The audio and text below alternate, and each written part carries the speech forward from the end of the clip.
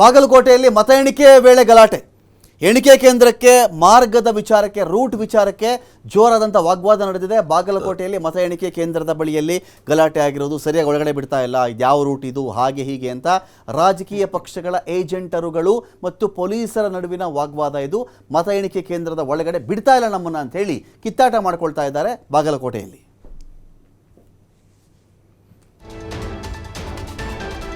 DMKಗೆ ಅರ್ಧನೂ ಬರ್ತಾ ಇಲ್ಲ. ಅಣ್ಣಾ DMK ತಮಿಳುನಾಡಲ್ಲಿ, DMKಯಲ್ಲಿ ಅರ್ಧದಷ್ಟು ಕೂಡ ಇಲ್ಲ ತಮಿಳುನಾಡಲ್ಲಿ ಅಣ್ಣಾ DMK.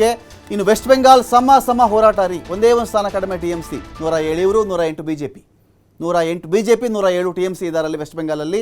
DMK 52 ಇದ್ದರೆ ಅಣ್ಣಾ DMK 22ರಲ್ಲಿದ್ದಾರೆ. ತಮಿಳುನಾಡಲ್ಲಿ 12ರಲ್ಲಿ TVK ಕಿಂಗ್ ಮೇಕರ್ ಆಗಿಬಿಡುತ್ತಾ ಅಂತ ಅನುಮಾನಗಳಿದೆ. ಇಲ್ಲಿ ಗೊತ್ತಿರಲಿ, ಇದು ವಿಜಯ್ ಗೆದ್ದೇ ಬಿಡ್ತಾರೆ, CM ಆಗಿಬಿಡ್ತಾರೆ, ಇಲ್ಲ ಅಂದರೆ CM ಯಾರಾಗಬೇಕು ಅಂತ ವಿಜಯ್ ಡಿಸೈಡ್ ಮಾಡ್ತಾರೆ ಅಂತ ತಮಿಳುನಾಡಿನ ಮಟ್ಟಿಗಿರ್ತಕ್ಕಂಥ ಒಂದಷ್ಟು ವಿಚಾರಗಳು.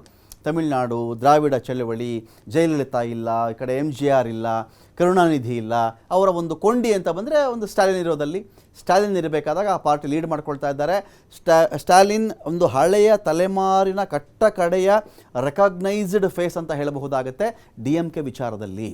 ಸೊ ಹಾಗಾಗಿ ಇದೇ ಎಡಪ್ಪಾಡಿ ಪಳನಿಸ್ವಾಮಿನೋ, ಈ ಕಡೆಯಿಂದ ಆ ಕಡೆಗೆ ಪಕ್ಷ ಬದಲಾಯಿಸಿದಂಥ ಪನ್ನೀರ್ ಸೆಲ್ವಮ್ಮೋ, ಇವರೆಲ್ಲ ಒಂದು ಕಡೆ ಆಯಿತು ಬಿಡಿ, ಅದೊಂದು ಬೇರೆ ಲೆಕ್ಕಾಚಾರ ಬರುತ್ತಲ್ಲಿ. ಎಡಪ್ಪಾಡಿ ಪಳನಿಸ್ವಾಮಿ ಜೊತೆಗೆ ಸೇರಿಕೊಂಡವರು BJP ತಮಿಳುನಾಡಿನ ನಗರ ಪ್ರದೇಶಗಳನ್ನು ಕೇಂದ್ರೀಕರಿಸುವಂತೆ ಸೀಟ್ಗಳನ್ನು ಬಿಟ್ಟುಕೊಟ್ಟಿದ್ದು DMK. ಯಾರಿಗೆ? BJP ಅವರಿಗೆ ಒಂದು 27 ಸೀಟ್ ಬಿಟ್ಟುಕೊಟ್ಟಿರಬೇಕು. ಸೊ ಹಾಗಾಗಿ ಇಲ್ಲಿ ಇದರ ಆಚೆಗೆ ನಾವು ಚೆಕ್ ಮಾಡಿಕೊಂಡಾಗ ಒಂದು ದೊಡ್ಡ ಪರ್ಫಾರ್ಮೆನ್ಸ್ ಅಂತೇಳಿ DMK ಇದೀಗ ಮಾಡ್ತಾ ಇಲ್ಲ. ಅದು ಅಣ್ಣಾ DMK ಮಾಡ್ತಾ ಇಲ್ಲ. ಅಲ್ಲಿ DMK ರೂಲಿಂಗ್ ಪಾರ್ಟಿ ಆಗಿದೆ, ಅನೇಕ ಗ್ಯಾರಂಟಿ ಯೋಜನೆಗಳನ್ನು ಅವರು ಅಲ್ಲಿ ಕೊಟ್ಟಿದ್ದಾರೆ. ಹಾಗಾಗಿ ಅದರ ಪರವಾಗಿರ್ತಕ್ಕಂಥ ಒಂದು ವೇವನ್ನು ನಾವಿಲ್ಲಿ ತಮಿಳುನಾಡಲ್ಲಿ ನೋಡ್ತಾ ಇದ್ದೀವಿ ನಾವಿಲ್ಲಿ. ಆದರೆ ವೆಸ್ಟ್ ಬೆಂಗಾಲ್ ಫೈಟ್ ಇದೆಯಲ್ಲ, ಎನಿಬಡೀಸ್ ಗೇಮ್ ಇದು, ಯಾರು ಬೇಕಾದ್ರೂ ಈ ಗೇಮ್ ಗೆಲ್ಲಬಹುದು ಅಂಥ ಒಂದು ವಾತಾವರಣ ಇದೆ.